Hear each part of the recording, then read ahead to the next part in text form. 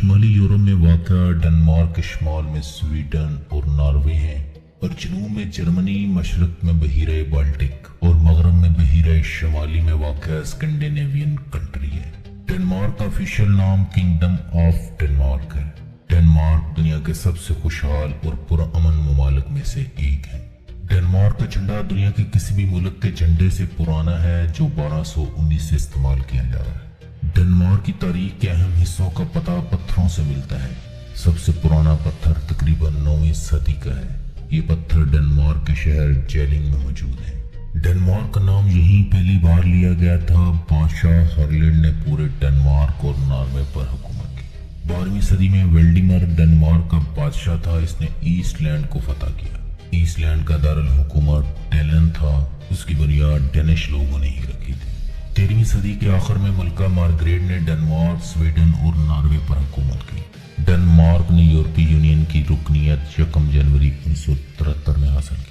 Denmark کو Europe کی ساس بھی کہا جاتا ہے۔ ڈنمارک میں یونین پارلیمنٹری آئینی بادشاہت ہے۔ ڈنمارک کی موجودہ ملکہ مارگریٹ دوئم ہے اور وزیر اعظم لارس لوکک راسموسن ہے، جو ڈنمارک کے 25ویں وزیر اعظم ہیں۔ ڈنمارک کی قومی زبان ڈینش ہے۔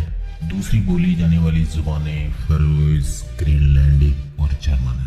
ڈنمارک کا رقبہ 24,931 کلومیٹر ہے، جو دنیا کا 130واں بڑا ملک ہے، اور خود مختار فارو آئی لینڈز اور گرین لینڈ کا رقبہ بھی شامل کر لیا جائے تو اس کا کل رقبہ 22,10,579 کلومیٹر بنتا ہے۔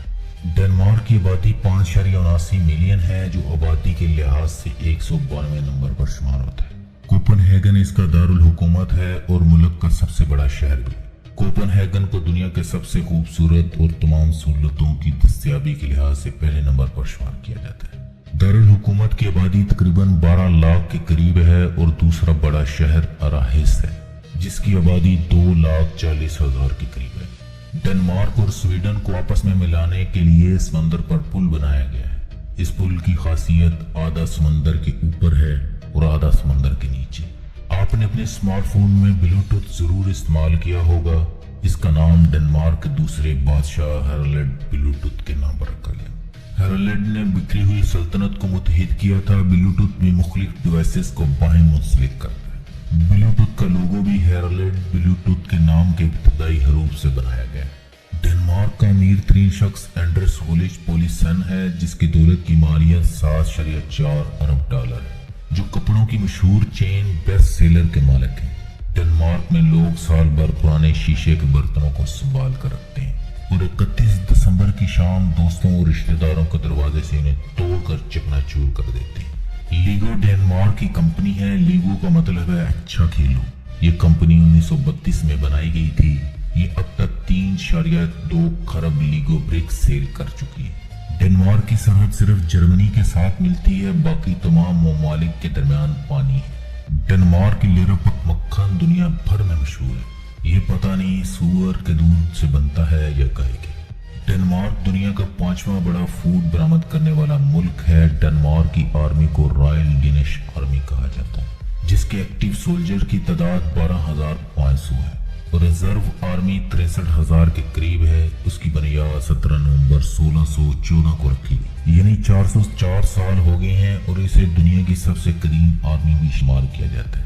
ڈنمارک دنیا کا پرفضا رکھنے والا ملک ہے، جس میں یہاں کے قوانین کا بہت بڑا ہاتھ ہے۔ آپ کو یہ جان کر ضرور حیرت ہو کہ ڈنمارک میں سائیکلوں کی تعداد وہاں کی آبادی سے بھی زیادہ ہے۔ ڈنمارک میں امیر ہو یا اوسط درجے کا شہری، سبھی شہر کے اندر کا سفر نیدرلینڈ کی طرح سائیکل کے ذریعے کرتے ہیں۔ ڈنمارک دنیا میں سب سے زیادہ نوبل انعام جیتنے والا ملک بھی ہے، جو اب تک 13 نوبل پرائز جیت چکا ہے، 5 میڈیسن، 3 فزکس، 3 لٹریچر اور کیمسٹری میں۔ کوپن ہیگن کی مشہور حیران کن رنگدار عمارتیں، برائٹ کلر بلڈنگز۔ ڈنمارک میں یہ شاید وہ جگہ ہے جس کی سب سے زیادہ فوٹوگرافی ہوتی ہے۔ یہ بلڈنگز دراصل نیہان ہاربر کا حصہ ہیں۔ یہ ہاربر اور شہر کا یہ علاقہ ڈنمارک کے بادشاہ کرسچن پنجم نے 1670 تا 1673 کے درمیان سویڈش جنگی قیدیوں سے تعمیر کروایا، جو 1658 سے 1660 تک جاری رہنے والی سویڈن اور ڈنمارک کی جنگ میں قیدی بنائے گئے۔ اس ہاربر کی تعمیر کے بعد اس دور میں بحری جہاز سمندر سے شہر کے اندر مختلف جگہوں پر کارگو سرورز فراہم کرتے تھے۔ سمندر سے شہر کے مختلف حصوں تک نہر بنائی گئی تاکہ سامان کی ترسیل میں آسانی ہو۔ یہ ہر بار جہاز رانی کا کام بھی کرتے اور جہازوں کے عملے کو مینوشی اور جسم فروشی کا سامان بھی مہیا کرتے۔ ڈنمارک کا شورۂ وفاق مصنف ہانس اینڈرسن بھی 18 سال اس جگہ مقیم رہا۔ اب اینڈرسن کے گھر کو میوزیم اور سوینئر شاپ میں تبدیل کر دیا گیا ہے۔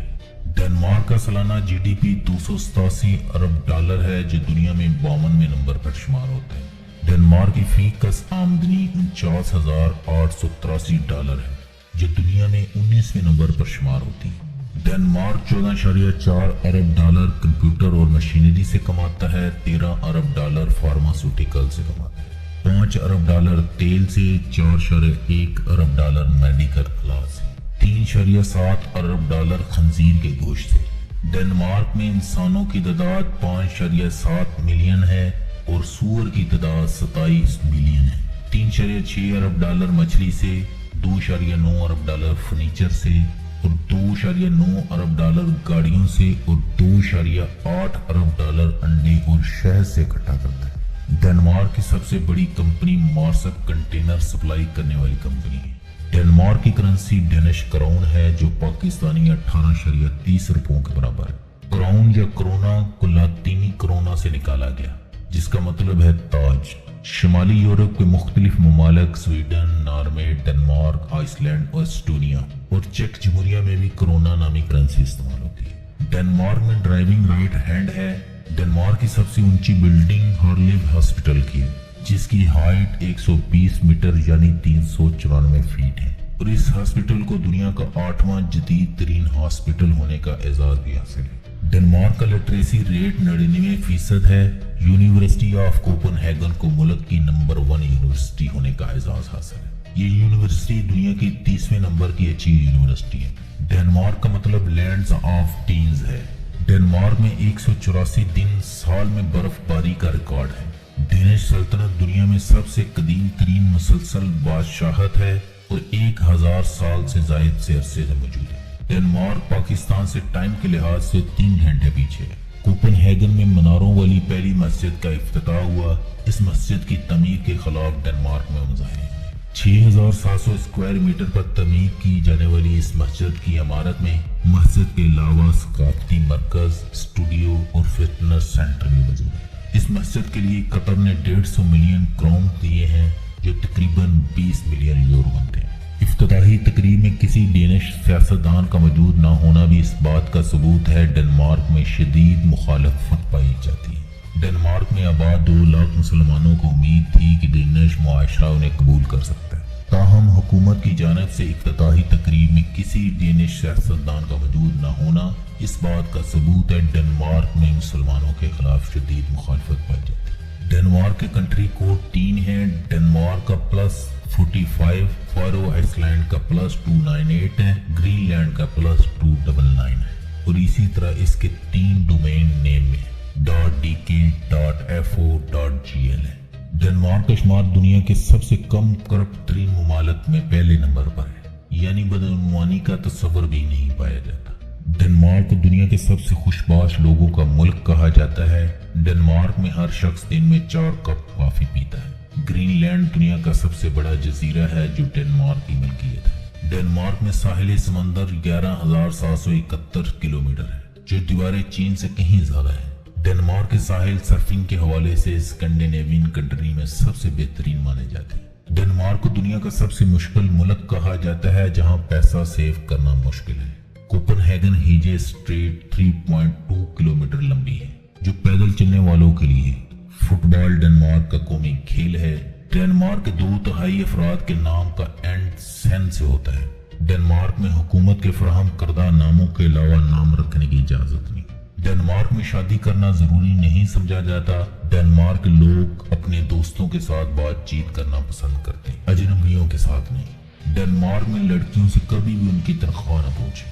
ڈنمارک دنیا کے کم آلودگی والے ممالک میں سے ایک ہے۔ اسے دنیا کے پرامن ترین ممالک میں شمار کیا جاتا ہے۔ ڈنمارک کے لوگ خوشحال ترین لوگ ہیں۔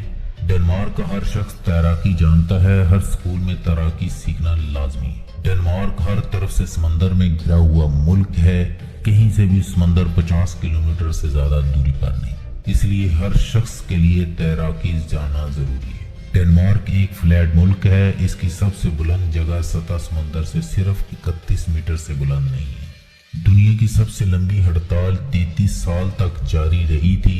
ये हड़ताल 4 जनवरी 1961 को खत्म हुई। हड़ताल कोपनहेगन डेनमार्क में बारबरों के असिस्टेंट के मुतल्लिक थी।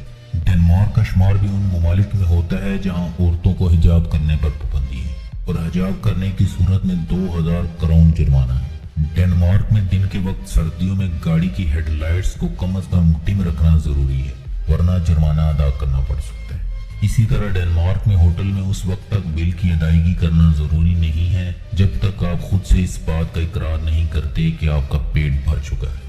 कोपनहेगन में सन 1843 से कायम टिवोली गार्डन में कायम दुनिया का कदीम तरीन अम्यूजमेंट पार्क जो 40 किलोमीटर रकबे पर फैला हुआ है। ये पार्क सन 1843 में डेनमार्क के बादशाह के हुक्म पर कायम किया गया था और वर्ल्ड डिज्नी को इसी पार्क की तर्ज पर तमीर किया गया है। व्यूअर्स, ये थी आज की हमारी डेनमार्क के मुतल्लिक छोटी सी वीडियो। उम्मीद है आप इसे अपने प्यारों के साथ शेयर करेंगे।